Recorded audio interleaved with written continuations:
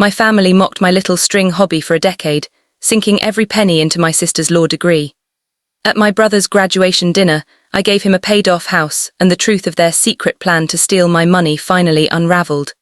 This is where the story truly begins, and you won't want to miss what happens.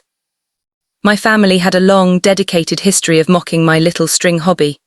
For a decade, every spare penny, every heartfelt conversation, and every ounce of parental pride was sunk exclusively into my sister, Sophia's, ascent to Harvard Law.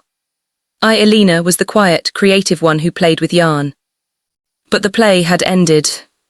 It began, as all good turning points do, with a fever. I was on day 3 of a nasty flu when my phone buzzed. It was my mother, Margaret. "Hello," I croaked, my throat raw. "Alina, you sound terrible. Are you still sick?" Her voice was bright, almost chirpy. "Yeah, Mom, just resting."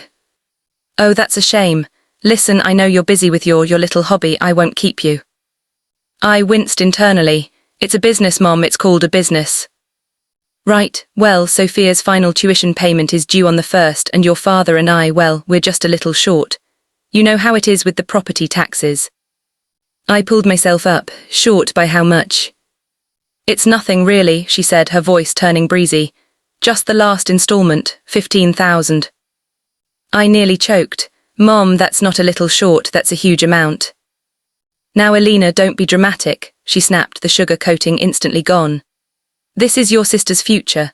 This is Harvard Law, not some online knitting club. We've all had to make sacrifices. Your father and I remortgaged the house. The least you could do is pitch in.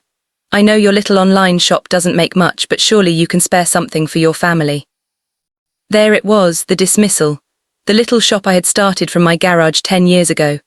The hobby that now employed a dozen people, occupied a 20,000-square-foot warehouse, and shipped artisan textiles to 40 different countries. The little shop they still treated like a child's lemonade stand. For a decade I had been the invisible daughter. I paid my own way through state college by waiting tables. I built my textile business with my own savings and sweat.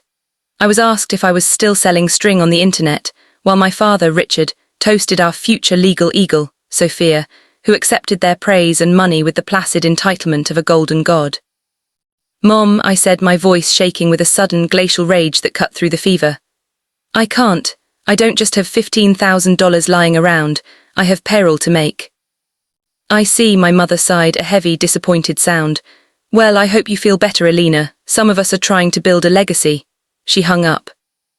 I threw the phone down, shaking. The realization was sharp. To my family, I wasn't a daughter. I was an auxiliary fund they hadn't successfully unlocked yet. The silence in the room was broken moments later by a text from Sophia. "Mom says you're holding out. Don't be selfish, Alina. My future is the family's future. We're all counting on you to do the right thing." Holding out, selfish. The words were so arrogant, I almost laughed. Sophia, who still had her credit card bills paid by our father, was calling me selfish. I picked up my phone and ignored Sophia's text. I scrolled to a different number. My real financial advisor, a woman named Julia whom my father knew nothing about. "Julia, I have a bad feeling. Can you please very discreetly do a deep dive on my parents' financial situation? I need to know exactly what kind of debt we're talking about." Then I opened another message, this one to my brother, Ben. "Hey B, just checking in. Are you excited for your graduation dinner next week?" Ben, the other overlooked one. He was graduating with his bachelor's, a fact completely eclipsed by Sophia's looming law school event. He replied instantly, "Hey L, yeah, I guess. Mom's mostly just talking about Sophia's internship, but thanks for asking. Are you feeling better?" The rage was settling into something colder, harder, something purposeful.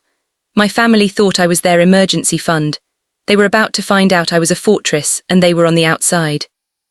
The flu finally broke on a Thursday. My phone buzzed. It was Julia. "Are you sitting down, Alina?" she asked. "I'm in bed. What did you find?" "It's bad," she said flatly. "Worse than you thought. They remortgaged the house 2 years ago. The interest rate on the second mortgage is criminal. They also have 3 high-interest private loans. And Alina, Sophia cossined them." "What?" "She's on the hook. All of it is tied to her future earning potential. The total debt is just over $450,000, and the final tuition payment they asked you for, that's already paid. It's to service the debt on the other loans. They're in a spiral, Alina. They're robbing Peter to pay Paul. My blood ran cold. They hadn't just been short, they had been lying. And Elena, Julia added, her voice softer. I looked at your father's advisory registration.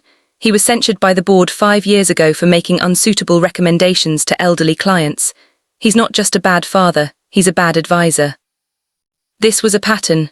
My father, the prudent one, was a desperate man, and desperate men I knew did desperate things. Ben's graduation dinner was in 3 days. The chat my father wanted to have was no longer a question, it was an inevitability. They weren't just planning to ask me for help, they were planning to get it. I wasn't just protecting my business anymore. I was protecting myself from a predator who just happened to be my father.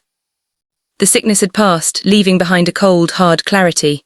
The hurt was gone, replaced by a calculating anger. My father called that afternoon. His voice was all honey and concern. Elena, sweetheart, I heard you were under the weather. Listen, your mother and I were thinking. Ben's graduation is on Saturday, and we're all so proud. But I'd love to have a little chat with you before that, just us, to discuss the future. The future, I asked, keeping my voice light. Well, just family finances. You know, you've done so well with your business, and Sophia is about to graduate. It's time we all got on the same page as a family. Consolidate our strengths. I have an idea for a new family fund that I think could be very beneficial for all of us. You, me, your sister, even Ben. A family fund managed by him. Dad, that sounds interesting, but I'm swamped this week, catching up from being sick. My logistics manager is on vacation, and I'm handling the new import tariffs myself. Tariffs? Well, surely you can spare an hour for your father. This is important, Elena. It's about your sister. Everything is about Sophia, I said, and the word slipped out, tired but true. That's not fair, Elena. We are a family, we support each other. Your sister has worked so hard. Now it's our turn to support her, and in turn she will support us. That's how it works. I'll text you. We'll find a time. He hung up. I immediately called my personal banker, David. Hi, it's Elena. I need to buy a property all cash, and I need to do it by Friday. Elena, that's aggressive. Where? It's for my brother Ben. He just got a job at that new tech incubator downtown. I need a 1-bedroom or a studio condo, something within walking distance. And I need the deed in his name, only in my hand, by Saturday morning. David simply said, I have 3 listings that fit the bill. I'll send them now. The battle for the family's assets was no longer a secret. It was a race against time, and I had just taken the lead. Ben's graduation dinner was about to become the site of a spectacular unraveling.